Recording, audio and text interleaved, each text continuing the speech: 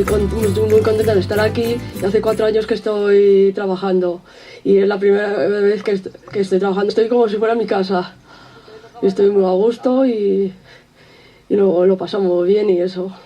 A més d'un treball, a este hort de Relleu, Cèlia ha trobat una nova vida plena de companys i d'il·lusió.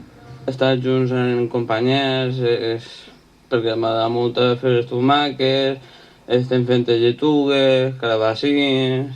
17 joves discapacitats psíquics cultiven productes agrícoles que després es consumeixen als 18 centres d'acollida que té l'ONG valenciana Emmaús.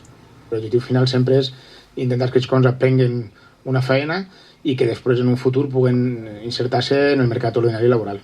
Es la alegría permanente, ver a los chavales, ver a los jóvenes, ver a las personas necesitadas con alegría.